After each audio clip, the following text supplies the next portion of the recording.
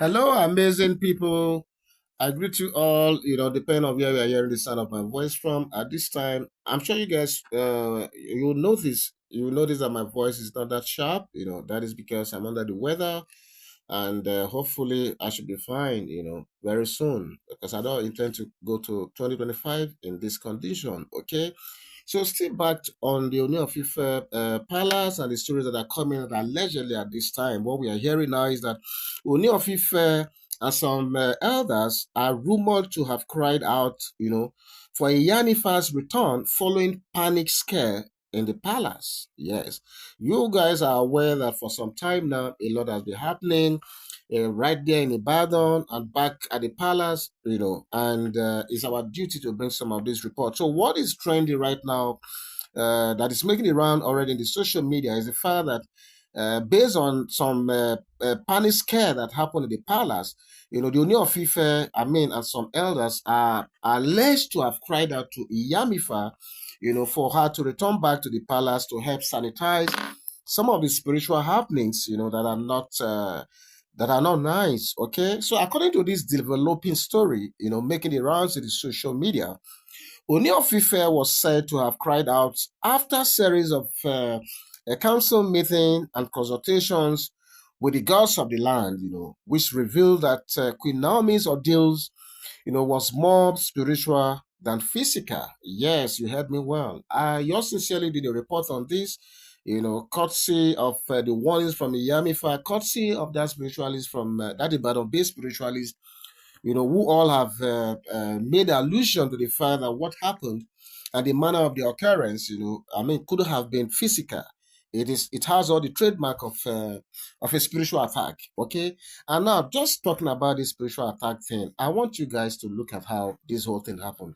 It happened within a very a short time. This program was scheduled for to start at 10 a.m. According to the program of the day, the security for the event, they're supposed to. Sorry, excuse me. Sorry, I'm still under the weather, so you've got to manage me the way I am right now. Okay, so the program was scheduled for 8 a.m. Sorry, 10 a.m. in the morning. Yours sincerely did report multiple occasions on that. The signage is there. The time is 10 a.m. So according to the organizers, the security for that event, we are supposed to resume at 8 a.m. Okay, so that they will have 2 hours, to plan security for 10 a.m. But you and I know, based on the plethora of reports that have come out after the stampede, that a lot of families from neighboring states came to the venue and slept overnight. Do you know that as at after 5, according to the report, allegedly, those who were on ground were able to, gather people up to 5,080 or 5,090. And at that time, it wasn't yet 6, or maybe if it is even 6, few minutes after 6, when they got those numbers, they announced that, okay, the rest can go because this is the number they can accommodate. This is the number that they have logistic for. And they shut the gates. It was after that announcement that mayhem, was unleashed. Yeah, you started seeing parents, throwing their kids across fences and trying to just find their way in. And the mad rush, the mad rush, inside the school was what that was the immediate cause of the stampede that now led to the buying of these 35 children. Okay, so the thing is, so according to the findings, everything in the Badon, was spiritual, and no, there's no way you can say that for that thing to have been scheduled for 10, even before 7, the mayhem has already happened. That's to tell you, and this thing happened within few seconds gap. It just started from nowhere. Okay, so that is it. So according to their findings, everything about the Badon, especially when you listen to what the Badon spiritually said, the stampede and how everything happened. They said it's an Iroko tree that was commanded to that place, to buy those children. Okay, and don't forget that yours sincerely did the story for where I said the original plan, was to buy their enemy, that is Queen Naomi. And that morning, that early morning, these bad guys, they operate early hours of the morning. So that early morning, according to the report, allegedly, they took their evil intentions to the hotel where Queen Naomi was staying, and they found her as usual praying. Singing to God, to her God, and they couldn't get an entry. According to the report, they further left that place and they went straight to meet Tadenikau. And with Tadenikau, they found double glass shield. Because, and I always tell people, you see that boy? I mean, the mom may be away from him right now, but that boy, people who are born with dreadlocks, they are dangerous people. I mean, dangerous in positive way right now. So according to them, they said when they approached the boy, they saw double glass covering protection, one for himself and one from the mom. It is the annoyance of not being able to get across to Queen Naomi for buying purpose, not being able to get across to Tadinika for buying purpose. That anger was what made them spiritually command that Iroko tree, to go to that place, and they fell that thing on those children.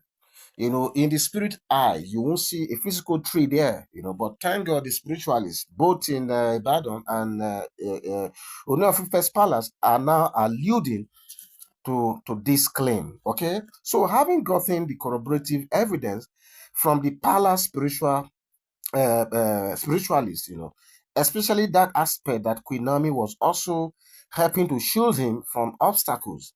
He was said to burst into, a glaze of tears. Don't forget that in the past, we've always said that, look, while Queen Naomi was in that palace, from the very beginning when she came in as a prophetess, there were some people in the palace who never liked that because they saw the glory, they saw the grace that this woman carried.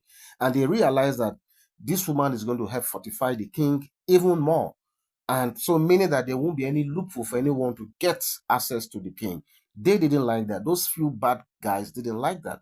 So, from ab initio, excuse me. So, ab initio, Queen Naomi, by virtue of just being a prophetess, was already not in the good books of those bad people. Okay, so according to what is going on right now, it is been alleged that Queen Naomi still, despite the fact that she's not in the palace, despite the fact that she's right now in that correctional center, her grace, the grace upon her life, is also part of the covering for Tadenikawu and Ooni of Ife right now. And that is what is being corroborated by the spiritualists, in Ile-Ife. Okay? So, but according to the story, Kabiyesi was alleged to be overwhelmed with shock and trepidation.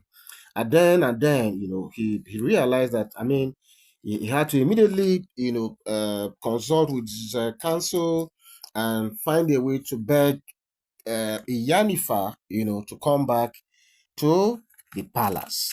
So this is what is coming up at this time. And if this story is true, then this is really very interesting. But like I always say, I don't live in the palace and I'm not related to Ooni of Ife or Queen Naomi or any of the wives for that matter. What we do here, like I'm doing right now, is to reenact stories that are already making the rounds in the social media. Okay? So as it is right now, at the moment, with the unfolding drama at the correction center and Iyamifa's earlier hardline position, we cannot independently verify if she has agreed to come or not. But I really doubt if you look at the chain of events that have been happening since this stampede, I really doubt if Iyamifa is going to make herself available as it is being demanded right now. Okay, don't forget this story remains, in the realm of speculation, hence the allusion to the word allegation copiously used in all my videos. Okay, so we always say this so that you know. Okay, so this is what is coming out at this time, and I'm happy that Kabiyesi has realized the fact that look, Queen Naomi is also a shield for him and the palace and his throne. It's not just about Tadenika or about herself.